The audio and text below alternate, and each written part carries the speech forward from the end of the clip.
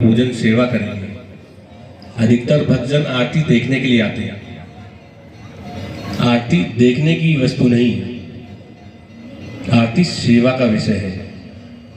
देखा किसी शो को जाता है और यहाँ कोई शो नहीं है। तो यमुना पूजन जो हम कर रहे हैं, आप सभी वृंदावन धाम में आए हैं, तो आपको पता है कि हम वृंदावन धाम क्यों आए। लेकिन हम और आप सब यमुना जी किनारे बैठे हैं, यमुना जी की आरती पूजन सेवा करेंगे। क्यों करेंगे?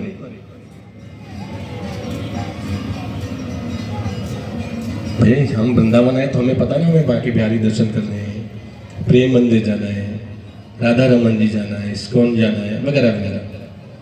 लेकिन हम यमुना जी किनारे बैठे हैं और यमुना जी की आरती पूजन सेवा कर रहे हैं, तो क्यों?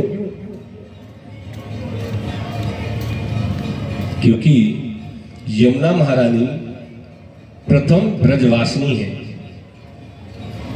यमुना महारानी ब्रज में प्रवेश करने का प्रथम मार्ग है और यमुना महारानी अंतिम मार्ग भी यमुना जी है। ठाकुर जी भी जब पहली बार वासुदेव जी महाराज उन्हें अपने टोकरी में लेकर के मथुरा से और ब्रज की तरफ चले, तो यमुना महारानी ने ठाकुर जी को भी मार्ग प्रदान नहीं किया जब तक ठाकुर जी ने अपने चरण स्पर्श करने के लिए ठाकुर जी को नहीं दिए। तो ब्रज में प्रवेश करने का यमुना महारानी इसलिए प्रथम मार्ग है। और अंतिम मार्ग जब हम और आप सब इस धराधाम से अपनी यात्रा को पूर्ण करके आगे की यात्रा जो आरंभ करते हैं, चाहे वे स्वर्ग की हो, चाहे नरक की हो, चाहे गोलोक की हो, चाहे बैकुंठ की हो, उन चारों द्वारों में प्रवेश करने से पहले एक नदी पड़ती है जिसे कहते हैं वैतरणी। और जब तक हम वैतरणी नदी को पार नहीं करते हैं, तब तक किसी भी प्रवेश द्वार में प्रवेश नहीं कर सकते। तो यमुना महारानी ब्रज में प्रवेश करने का प्रथम मार्ग और अंतिम मार्ग भी यमुना जी है। आज हम कहीं से भी कैसे भी प्रवेश कर जाते हैं और सबकी अधिकतर कोशिश यह होती है कि हमें सबसे पहले बांके बिहारी के नजदीक वाली पार्किंग मिले और जल्दी से उतरें, 2 नंबर गेट से जाएं, बांके बिहारी के दर्शन करें, वापस अपने गाड़ी में बैठो और घर चले आओ, हो गया वृंदावन। दूसरा, यमुना महारानी मनोरथों की देवी है। सबसे ज्यादा मनोरथ 2 ही स्थानों पर होते हैं, एक यमुना महारानी के और दूसरा स्थान है श्रीनाथ जी राजस्थान में। और सबसे पहला मनोरथ जो पूर्ण हुआ इस सृष्टि में, वह हुआ भगवान शिव का। जब ठाकुर जी यहाँ पर महारास आरंभ हुआ, तो भगवान शिव जब उस महारास में प्रवेश के लिए आए, शामिल होने के लिए, तो उन्हें भी किशोरी जी की जो सखी थी ललिता जी, उन्होंने उस रास में प्रवेश नहीं करने दिया कि महाराज आप भूत बावन आदिदेव महादेव हैं, आपको कोई रोक नहीं सकता है, लेकिन आप जिस स्वरूप में यहाँ पर आए, उस स्वरूप में रास के अंदर प्रवेश नहीं कर सकते। तब ललिता सखी ने भगवान शिव को मार्ग दिखाया कि आप यमुना जी के पास जाइए यदि आप रास में प्रवेश करना चाहते हैं। तो सबसे पहले भगवान शिव यमुना महारानी के पास आए, तब यमुना महारानी ने उन्हें अपना सखी स्वरूप प्रदान किया है और उसके बाद भगवान शिव रास में शामिल हुए और आज भी वृंदावन धाम में गोपेश्वर बनके आज भी विराजमान है। और जब उनका मनोरथ पूर्ण हुआ, तो वापस जाते समय कैलाश पर उन्होंने वह 16 श्रृंगार यमुना जी को अर्पण किए। तो सबसे पहला मनोरथ भगवान शिव का पूर्ण होने के कारण आज हम मनोरथ जो भी हमारी मनोकामनाएं होती हैं, वो यमुना महारानी के चरणों में अर्पण करते हैं। शिव जी की वो आप सभी वृंदावन धाम में कई बार आते होंगे, महीने में, 2 महीने में, 6 महीने में, साल में कई से बार। हम जब भी अपने जीवन में कोई शुभ कार्य करते हैं, तो सबसे पहले किसकी आराधना करते हैं? गणेश जी की। लेकिन जब आप सब वृंदावन धाम में आते हैं, तो सबसे पहले क्या करते हैं? बांके बिहारी के दर्शन। देखिए, ये भी विचारणीय विषय है क्योंकि धाम कोई पिकनिक स्पॉट नहीं है कि आपने अपनी फैमिली को लिया वीकेंड पर और धाम में आ गए। धाम को समझना बहुत जरूरी है, और जब तक आप धाम को नहीं समझेंगे तब तक धाम की जो कृपा आप अपने जीवन में चाहते हैं वे कभी प्राप्त नहीं कर सकते। यहाँ बांके बिहारी, राधा रमन, राधा बल्लभ, इन सब जी सप्त देवालयों के दर्शन करके और अपने घर चले जाना ही वृंदावन धाम नहीं है। आपने अपने जीवन में अभी तक जितने भी गणपति महाराज जी के विग्रह के दर्शन किए हों, कहीं पर भी उन सबसे भिन्न मुद्रा में गणपति महाराज वृंदावन धाम में विराजमान है। और हम भारतवर्ष की नहीं, पूरी दुनिया की बात करते हैं। जिस मुद्रा में गणपति महाराज वृंदावन धाम में विराजमान है, उस मुद्रा में पूरी दुनिया में कहीं विराजमान नहीं। कितने लोग सबसे पहले गणपति महाराज जी के दर्शन करते हैं? कोई भी नहीं। ठाकुर जी भी जब यशोदा मैया नंद बाबा के साथ पहली बार उन्होंने वृंदावन में कदम रखा, तो सबसे पहले गणपति महाराज जी को उन्होंने स्थापित किया, क्योंकि विघ्न हरता है। और ठाकुर जी के जीवन में उस समय बहुत सारे विघ्न थे, तो सबसे पहले गणपति महाराज जी के दर्शन। उसके बाद माता कात्यायनी, यहां बैठे हुए कितने लोग हैं? कात्यायनी, ये दूसरा मार्ग है। तीसरा है स्थान भगवान गोपेश्वर। बिना गोपेश्वर के दर्शन किए भक्ति का वह स्वरूप जो आप अपने जीवन में पाना चाहते हैं वह प्राप्ति नहीं हो सकता है। और उसके बाद यमुना जी के जल का आचमन और ब्रज की रस का आलिंगन। ये 5 चीजें जब तक आप अपने जीवन में नहीं अपनाते तब तक प्रकृति का नियम है आवागमन, आना और जाना। आप धाम में जीवन भर आते जाइए और जाते जाइए, कोई भी निष्कर्ष नहीं निकल सकता उसका। सुनो क्या? क्योंकि आज मुख्यतः बाहर से आने वाले जितने भी भक्तजन हैं, सुनो कुछ 4 चीजों के लिए आते हैं। बांके बिहारी, प्रेम मंदिर, इस्कॉन और चौथे हो गए हमारे प्रेमानंद जी। जबकि इन चारों से ही वृंदावन नहीं है, बांके बिहारी से भी वृंदावन नहीं है। ये तो हमारे संतों के तप का फल है, और उस फल की जो कृपा है वह कृपा आज हम और आप सब पा रहे हैं। हरिदास जी महाराज ने यमुना जी के सानिध्य में बैठ करके इसी ब्रज की रज में जब तप किया तो हमें बांके बिहारी मिले। हरिवंश महाप्रभु आत्मदेव महाराज जी ने जब तप किया तो हमें राधा बल्लभ जी मिले, और गोपाल भट्ट जी ने जब तप किया तो हमें राधा रमन जी मिले। बरसाने में भी आज हम जिन किशोरी जी के विग्रह का दर्शन करते हैं, आज से 460 साल पहले आंध्र के नारायण भट्ट शर्मा एक संत हुए, जिनके तप का फल है जो वह विग्रह किशोरी जी का स्वयंभू प्राकट्य है। तो वृंदावन धाम भक्ति का स्थल है।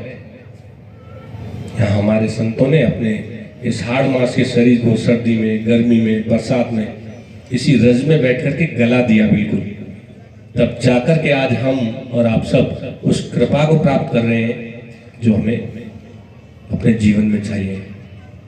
तो इसी के साथ पूजन का आरंभ करते हैं। दोनों हाथों को प्रणाम मुद्रा में रखें। गणपति महाराज जी का ध्यान करते हुए पूजन में प्रवेश करेंगे।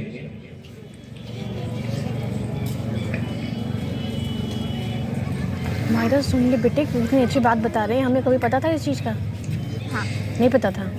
खर्वं स्थूलतनो गजेन्द्रवदनं लंबोदरं सुंदरं त्रस्यन्दनमधुलब्धमधुपं ज्ञानोल्गण्डस्थलम्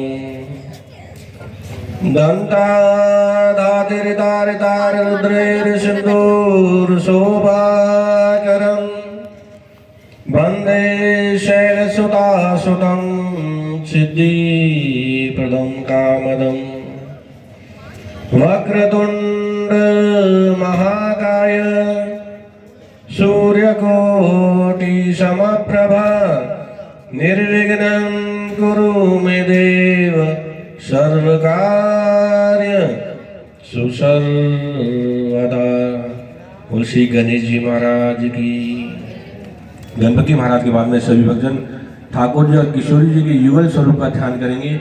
आपकी जिनमें भी प्रीति हो, बांके बिहारी, राधा रमन, राधा बल्लभ, मदन मोहन जी, गोपीनाथ जी, गोविंद देव जी। तप्त कांचन गौरांगी श्री राधा वृंदावनेश्वरी वृषभानुसुते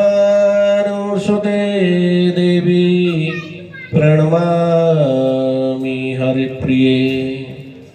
अमल कमलकांतिं नीलवस्त्रां सुकेशिं शशिधर समवक्त्रां कञ्जनाक्षिं मनोज्ञां स्तनयोदमुक्तादामदीप्तां किशोरीं ब्रजपति सुतकान्तां राधिकामाश्रयम्।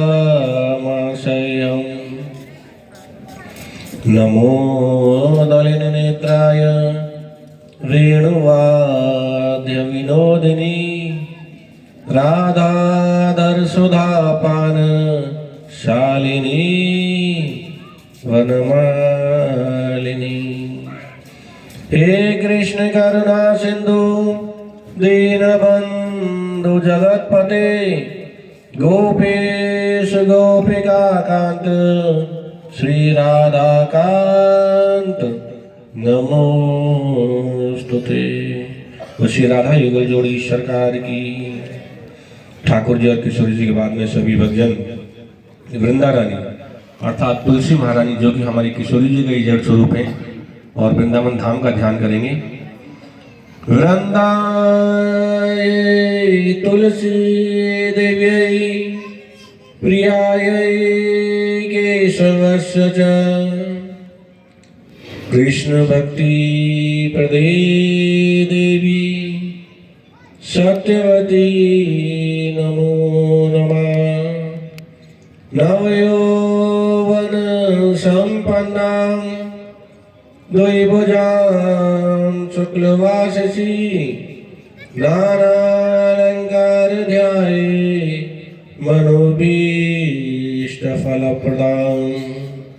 तव पत्रे विष्णु शतवांगे सर्वदेवता सर्वलोकैकपूज्यते सर्वपापप्रस्मरीं मां वृंदाये तुलसी देव्यै नमो नमः। वो श्री वृंदा रानी सरकार की। श्री वृंदावन धाम की। वृंदावन धाम के बाद में सभी भक्तजन श्री रामचंद्र जी महाराज और श्री हनुमान जी महाराज की चरण कमलों का ध्यान करेंगे। हम सबके ऊपर हनुमान जी महाराज विराजमान हैं। आपदां हरतारं दातारं सर्वसंपदां लोकाभिरामं श्रीरामं भूयो भूयो नमाम्यहम्।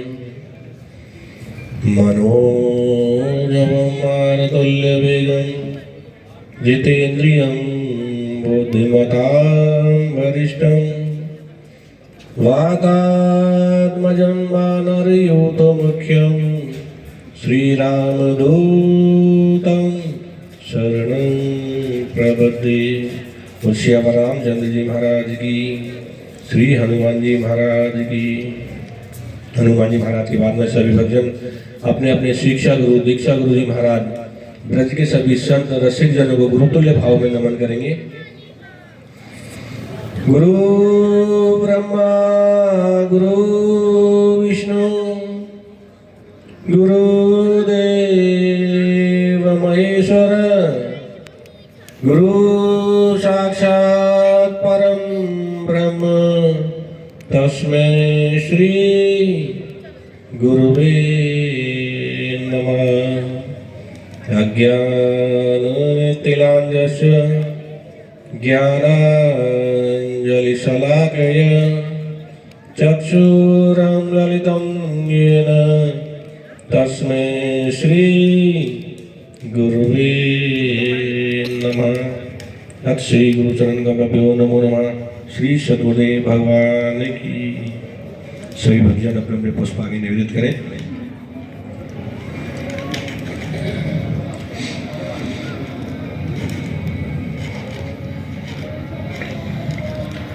पुष्प निवेदित करने के बाद जिस स्थान पर बैठे हैं उसी स्थान पर दोनों हाथों से भूमि को स्पर्श करके रखेंगे और ब्रज की रज का ध्यान करेंगे, उसको नमन करेंगे, क्योंकि यह ब्रज की रज हमारे ठाकुर जी का महाप्रसाद है। इसको ठाकुर जी ने अपने मुख में पाया है।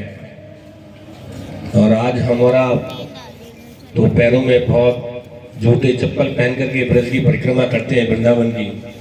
ठाकुर जी जब तक ब्रज क्षेत्र में रहे, ब्रज 84 कोष के अंदर, उन्होंने कभी भी अपने पैरों में चरण पादुकाएं नहीं पहनी। उन्होंने नंगे पांव गोचारण किया इसी क्षेत्र के अंदर। और इसी ब्रज की महिमा है कि यमुना जी की इस रस को अपने यदि हाथ में लेकर के भी देखे जाएं तो इसके भी दो स्वरूप दिखाई देते हैं, एक श्वेत वर्ण और एक श्याम वर्ण। तो श्वेत वर्ण किशोरी जी का और श्याम वर्ण ठाकुर जी का। आप सभी अभी निधिवन जी जाकर के आए होंगे, देखा होगा आपने निधिवन। निधिवन जी के पास में ही एक संत शिरोमणि हुए शाहजी, वह कई रियासतों के अपने समय में पुरोहित थे। लेकिन जब उन्हें धाम का भाव उनके मन में जागृत हुआ और वो धाम में आए तो धाम के ही होकर के रह गए।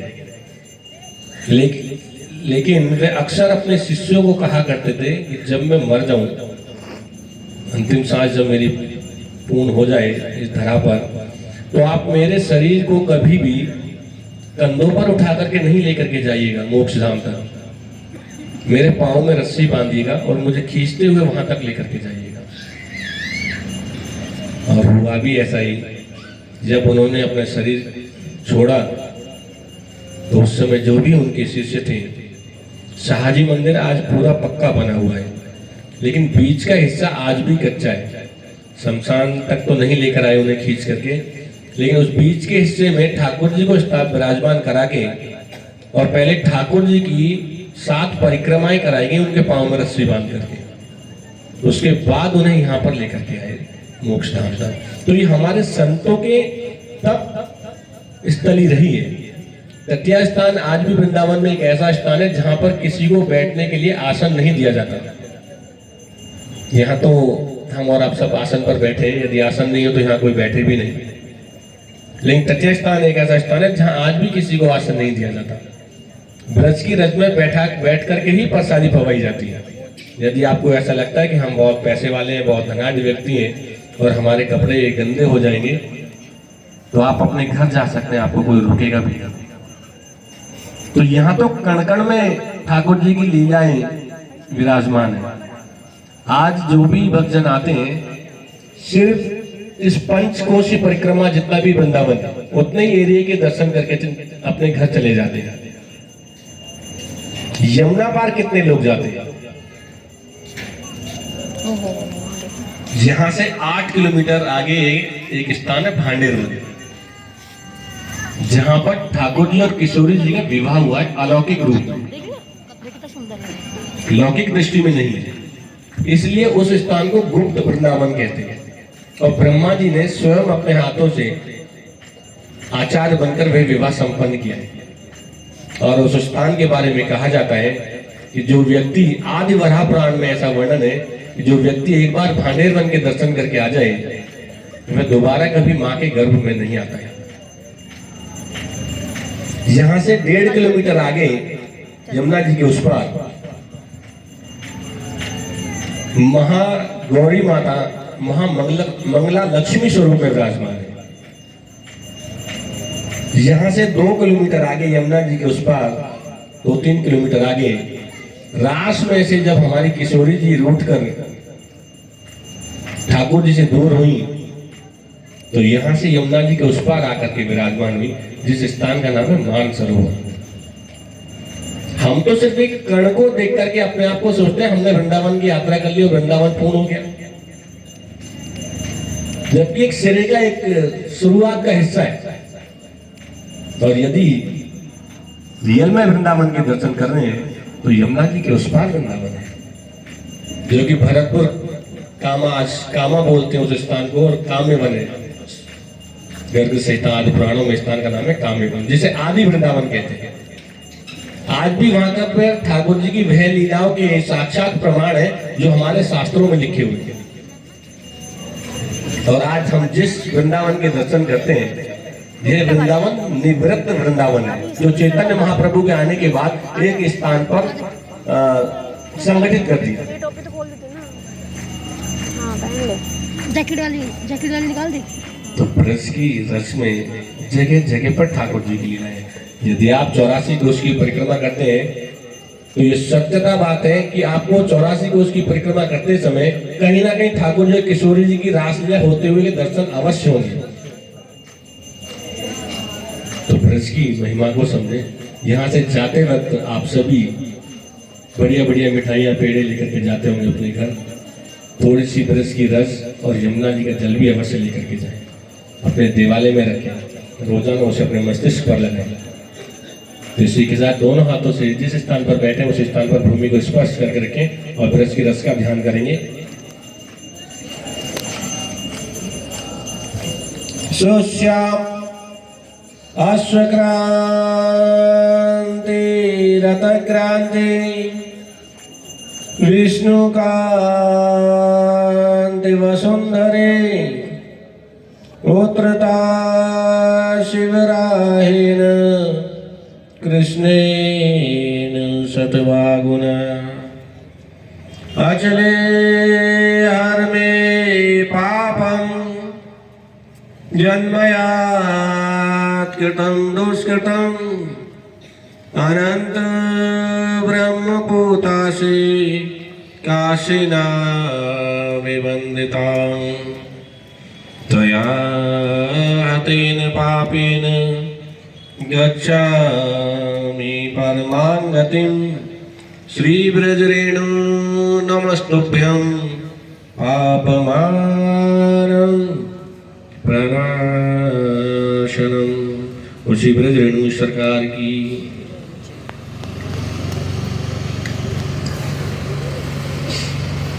ब्रजरेणु सरकार के बाद में सभी भक्तजन अंत में यमुना महारानी की चरण कमलों का ध्यान करेंगे पूर्ण समर्पण भाव के साथ में।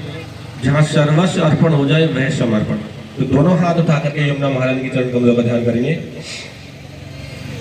सुश्यामाम्भोजनेत्रां सगन्धं रुचिर्मञ्जीररत्नकूजत काञ्चिकेयूर्युक्तां कनकमणिमय बिभ्रतीं कुण्डलिते प्रादक्षिणीलवस्त्रां स्फुटजलधारिधारां मनोज्ञां ध्यायेमातण्डपुत्रीं तनुकिरणचयोदीप्तदीपाभिरामम्।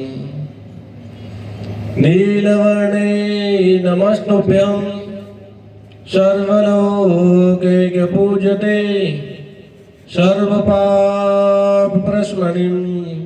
मा यमुना दिव्यै नमो नमः। तुलसी श्याम सुंदर यमुने महारानी की। अंत में सभी भक्तजन पुनः एक बार अपने हाथों में पुष्प ग्रहण करेंगे और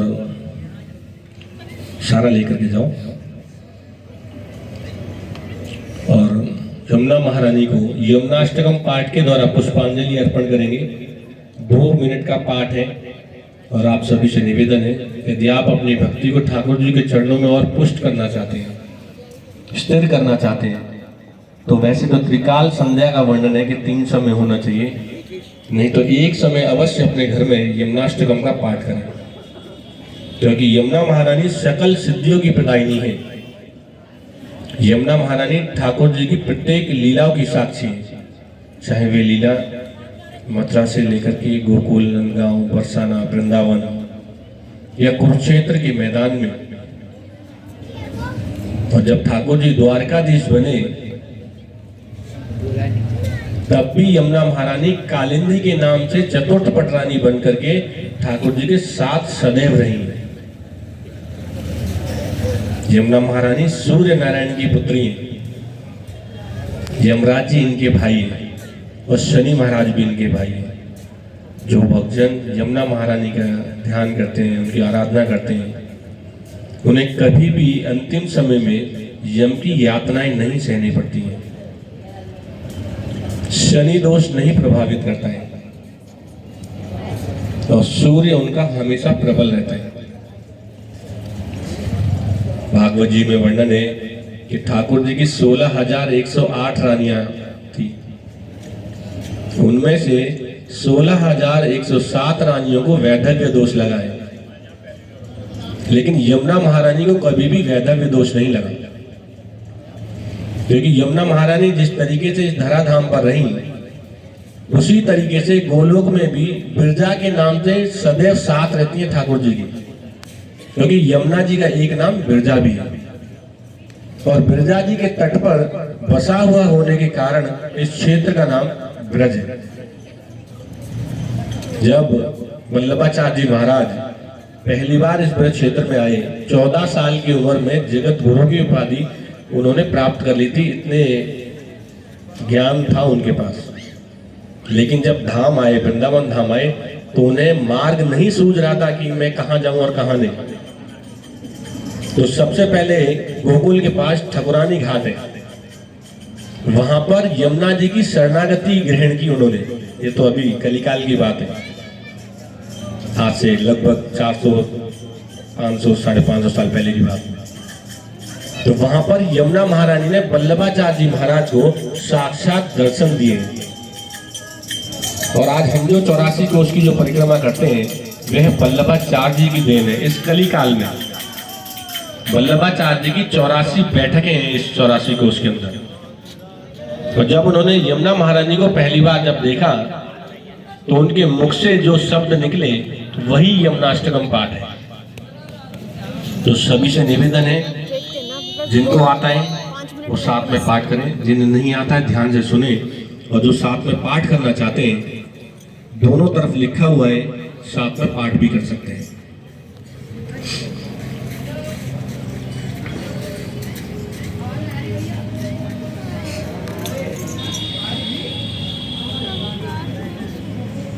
हमें सुनना है लेकिन। श्री गोपीजन वल्लभाय नमः। अथ श्री यमुनाष्टकम पाठ। नमामि यमुनामहं सकल सिद्धि हेतुं बुधा मुरारी पद पंकज स्मृदु मंदरेणुत्कटा तटस्थ नवकानन प्रकट मोद पुष्पांगुना सुरासुरिस पूजित समर्पितो श्रियं विप्रति कलिंदे गिरिमस्तके पतदिबंध पूरोज्ज्वला विलास गमन उल्लसत प्रकट गंड शैलोन्नता सघोष गति दंतुरा समधिरूण दोलोत्तमा मुकुंदे रतिवर्धनी जयत पद्म बंदो सुता भुवन भुवन पावनीं अधिगता मणिकस्वनी प्रिया सेवितां सुखमयूरहंसा देवी तरंग भुज कंकण प्रकट मुक्तिका बालुका नितंबे तट सुंदरीं नमत्कृष्ण तुर्यप्रिया अनंत गुणभूषिते शिवविरंचिते वस्तुते गणागणनिभे सदा ध्रुवपराशराभीष्टदे विशुद्ध मथुरा तटे सकल गोपी गोपीवते कृपा जलधि संसिते मम मन सुखं भावय यया चरण पद्मजा मुररि गोप्रियं भावुक समागमन तो भव सकल से दिदा सेवितां तया सदृशतां यात कमलजासुपत्नी वयत हरिप्रिय गरिन्दया मनसु मे सदा स्थीयताम् नमोऽस्तु यमुने सदा तव चरित्रमद्भुतं न जातो यम्यातना भवदते वैपानता यमोऽपि भगिनीसुतान् कथमः ददुष्टानपि प्रियो भवति सेवना तव हरे यथा गोपिका ममास्तु तव सन्निधौ तनुनातु मे तावता न दुर्लभतमारति मुररिगो मुकुन्द प्रिये अतोऽस्तु तव लालना सुरधुनी परम संगमात् तवेव भुवि कीर्तिता न तु कदापि पुष्टिस्ततै स्तुतिं तव करोतु कमलजास्पदनप्रिये हरे यदव सेवया भवति सौख्यमा मोक्षता यं तव कथादिक सकल गोपिका संगमा स्मर्शनं जलाणवी सकल गात्रदै संगमा तवाष्टकमिदं मुदा पठति शूरसुते सदा समस्त दुर्तक्षयो भवति वै मुकुन्देरति तया सकल सिद्धयो मुररिपुष्य सन्तुष्यति स्वभाव विजयो भवेत् वदति वल्लभ श्री हरि इति श्री वल्लभाचार्यरत्नं श्री यमुनाष्टकं पाठ श्याम सुंदर यमुने महारानी चरण कमलार्पणमस्तु। सभी भक्तजन अपने अपने पुष्प आगे निवेदित करें। यहाँ पूजन संपन्न हुआ। अभी आप सभी के हाथों में धूनी सामग्री दी जाएगी।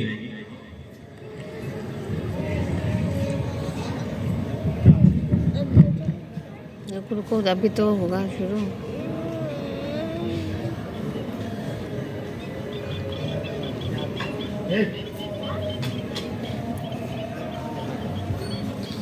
शादी अभी आप सभी के हाथों में धूनी सामग्री दी जाएगी। जिस स्थान पर बैठे हैं उसी स्थान पर से आपसे वापस ले ली जाएगी। धूनी सामग्री वापस देते समय अपने नाम और गोत्र का उच्चारण करें और पात्र में जब वापस छोड़े तो स्वाहा बोलते हुए छोड़िएगा। और जो परिवार के साथ हैं आप लोग इधर आ जाइए।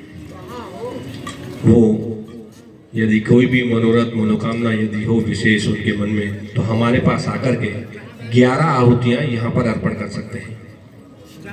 एक एक करके आइएगा, एक एक परिवार करके। हाँ आप सब आते हैं।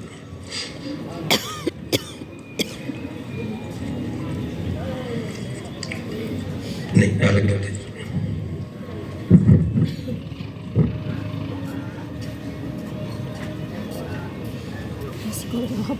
एक घंटे की बनाओगे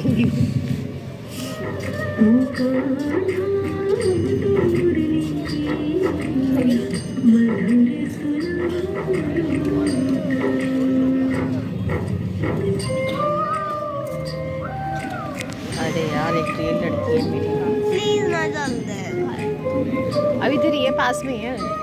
चलो 2 मिनट देख के जाते हैं, खाना भी खाएंगे।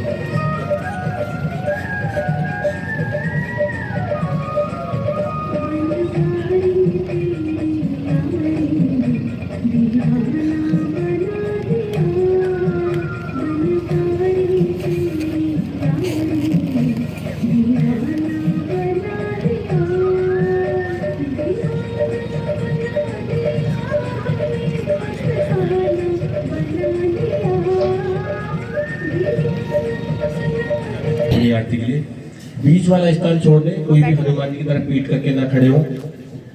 और आरती के समय कोई भी इधर से उधर क्रॉस ना करे, इधर आ जाए, इधर बहुत स्पेस है, इधर आ जाए आप लोग, इधर आप इधर आ जाए, बीच वाला स्थान छोड़ दें, सीढ़ी के ऊपर हो। और अभी आरती के लिए आरती की थाली दी जाएगी, श्री राधे आरती की थाली दी जाएगी, तो उस आरती की थाली से ही आरती करें, कोई भी दीप प्रज्वलित करके अभी आरती ना करें। बंद करो।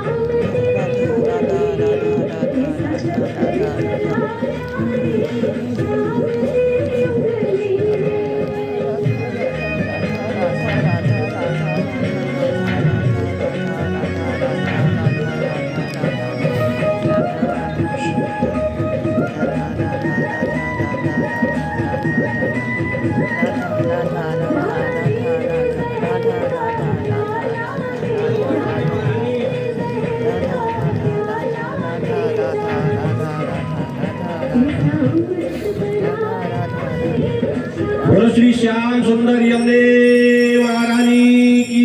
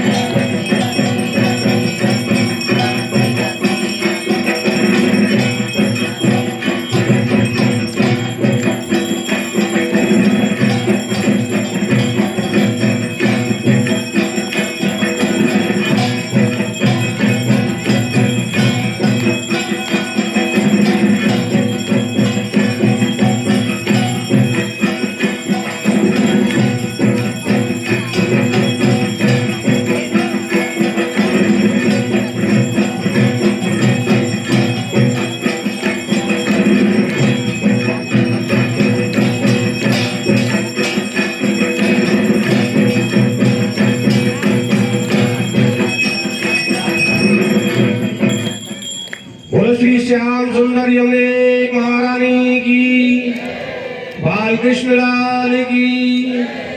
सभी भक्तजन अपने अपने यथास्थान विराजमान हो। कुछ ही क्षणों में यमुना जी की महाआरती आरंभ होने वाली है। जो भक्तजन यमुना जी की महाआरती से परिवार सहित संकल्प द्वारा किसी भी मनोकामना मनोरथ को पूर्ण करने के लिए यदि करना चाहते हैं तो उनके पास अभी हमारे सेवा अधिकारी आएंगे। अपने नाम से रसीद कटवाकर श्री यमुना महारानी की महाआरती सह परिवार सहित संकल्प द्वारा कर सकते हैं। जय जय श्री राधे श्याम।